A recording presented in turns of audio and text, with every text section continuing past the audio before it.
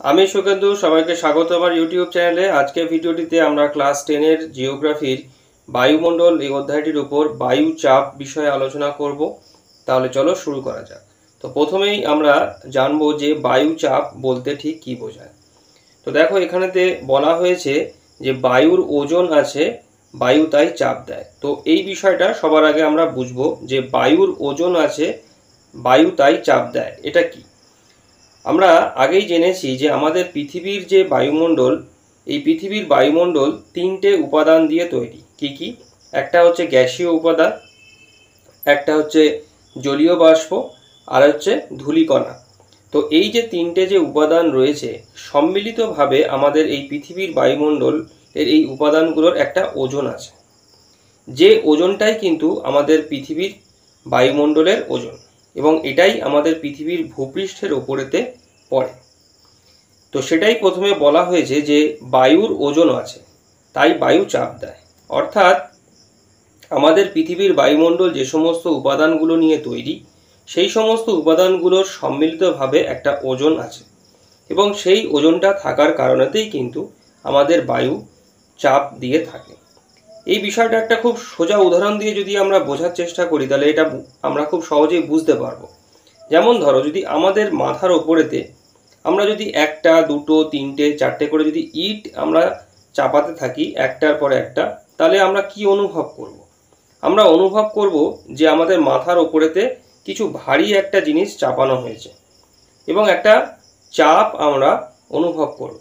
কেন করব? তার কারণ এই যে ইটটা যে পদার্থ দিয়ে তৈরি, সেই পদার্থটার একটা ওজন আছে, এবং একটার পর দুটো, দুটোর পর তিনটে, তিনটের পর চারটে যখন এই ইটগুলো যখন আমরা চাপাচ্ছি মাথার ওপরে, সম্মিলিতভাবে সমস্ত ইটগুলোর যে পদার্থ দিয়ে তৈরি, সেই ওজনটা, তার ভারটা আমাদের মাথার ওপরে পড়ছে, এবং সেই জন্য আমরা একটা চাপ আমাদের মাথার ওপরেতে অনুভব করছি।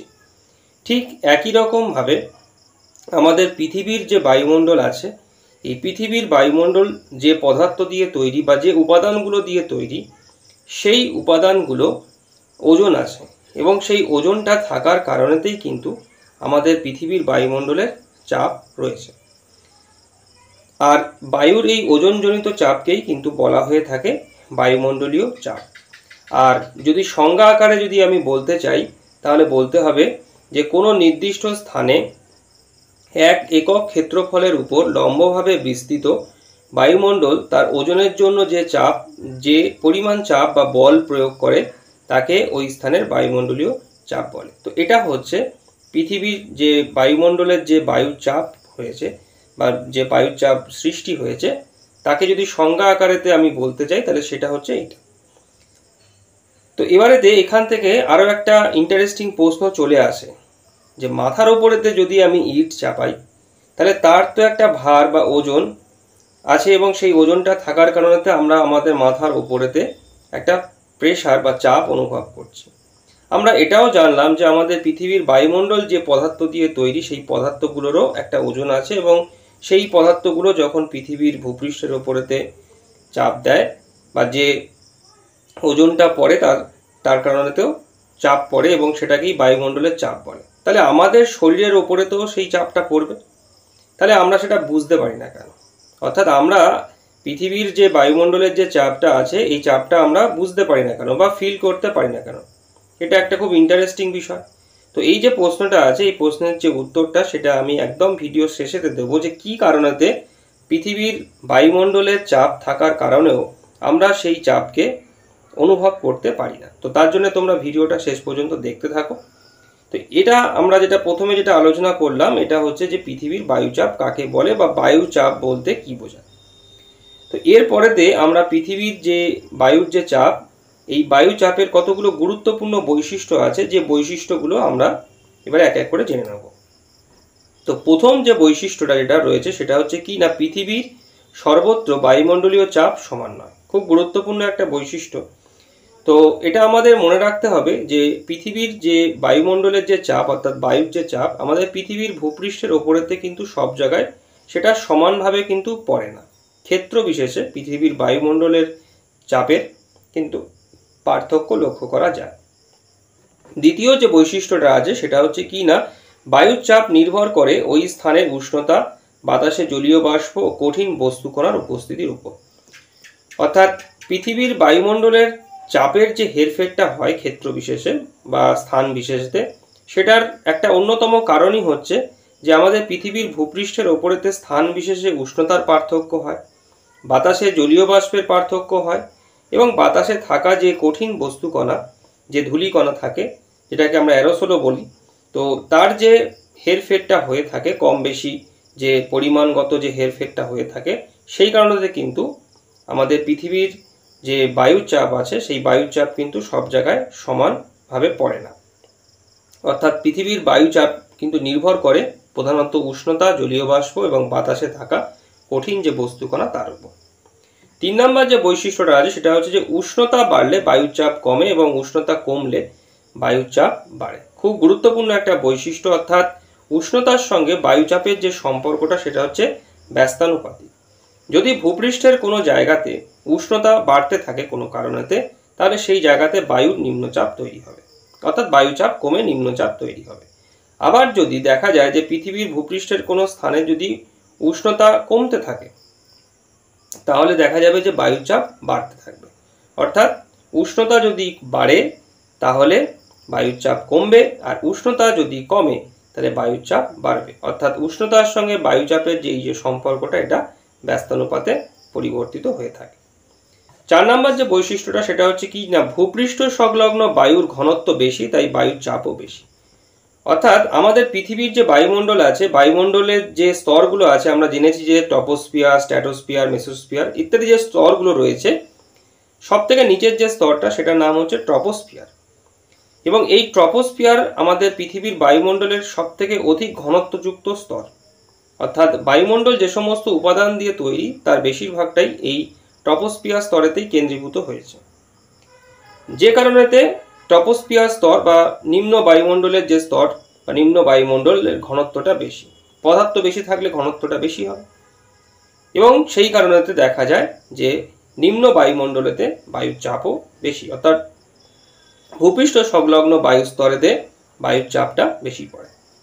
5 নম্বর যে বৈশিষ্ট্যটা আছে সেটা হচ্ছে কি না, বায়ুর চাপ উচ্চতা বাড়ার সঙ্গে সঙ্গে কমতে থাকে। অর্থাৎ যত উচ্চতা বাড়তে থাকবে তত বায়ুর চাপটা কমতে থাকবে। এর কারণটা হচ্ছে এই বায়ুর ঘনত্ব কমে যাওয়া। অর্থাৎ বায়ুতে থাকা যে সমস্ত পদার্থগুলো বা যে উপাদানগুলো আছে, সেই সমস্ত উপাদানগুলো যত উচ্চতা বাড়তে থাকবে তত আস্তে আস্তে কমতে থাকবে, বায়ু আস্তে আস্তে হালকা হতে থাকবে, পাতলা হতে থাকবে, এবং যে কারণেতে কিন্তু বায়ুর চাপ কমতে থাকবে। ভারী জিনিস স্বাভাবিকভাবেই বেশি চাপ দেবে হালকা জিনিসের তুলনায়। তো বায়ুর ক্ষেত্রেও ঠিক তাই হয়।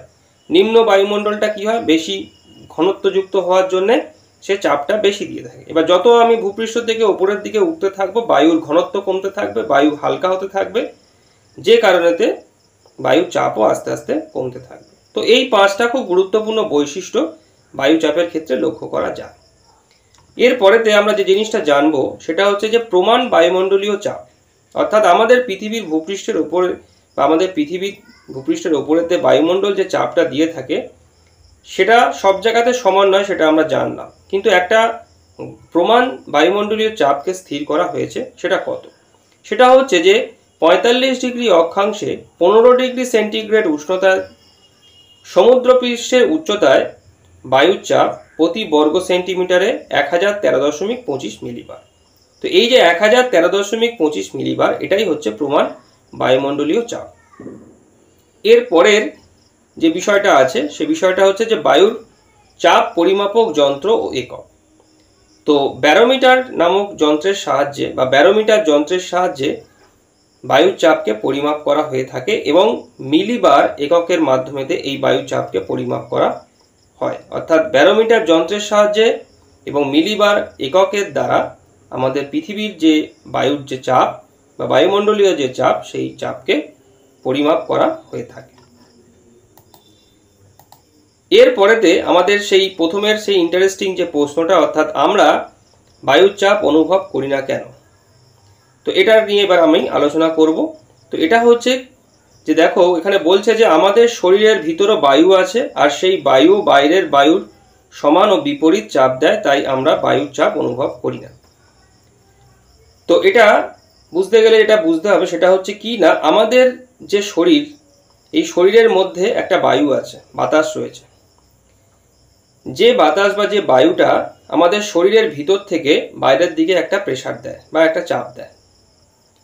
আবার আমাদের যে বায়ুমণ্ডল রয়েছে, এই বায়ুমণ্ডলও বাইরের মানে শরীরের ওপরেতে, আমাদের মানুষের শরীরের ওপরেতে একটা চাপ দেয়।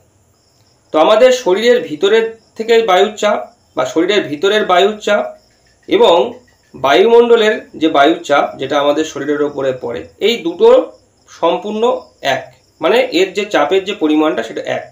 এই যে সমান এবং বিপরীতমুখী এই যে চাপটা বা এই সমান এই বিপরীত যে চাপটা, দুটো চাপের পরিমাণটা সম্পূর্ণ একই। যে কারণেতেই আমরা কিন্তু সারা জীবন দশাতে আমরা বায়ুর চাপকে অনুভব করতে পারি না।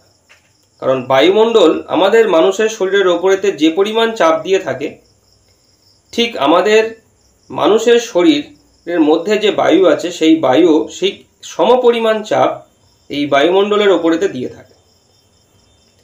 তো এই দুটো চাপের পরিমাণ যেহেতু সমান, সেই কারণেতেই আমরা কিন্তু পৃথিবীর বায়ুমণ্ডলের যে চাপ, সেই চাপকে কিন্তু কখনোই আমরা অনুভব করতে পারি না।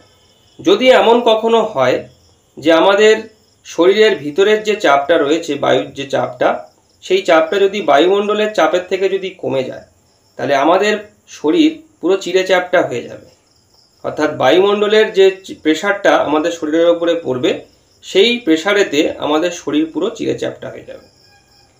আবার যদি এমন হয় যে আমাদের শরীরের ভিতরের যে বায়ুর যে চাপটা সেটা বেড়ে গেল, বায়ুমণ্ডল যে চাপটা আমাদের শরীরের উপরে দেয় তার থেকে যদি আমাদের ভিতরের যে চাপটা আছে, শরীরের ভিতরের বায়ুর যে চাপটা আছে সেটা যদি বেড়ে যায়, তাহলে আমাদের শরীর বেলুনের মতন ফেটে যাবে আর কি। শিরা ধমনীগুলো ফেটে যাবে এবং তার থেকে রক্তক্ষরণ হয়ে সঙ্গে সঙ্গে মৃত্যু হবে। অর্থাৎ দুদিকেই আমাদের মৃত্যু।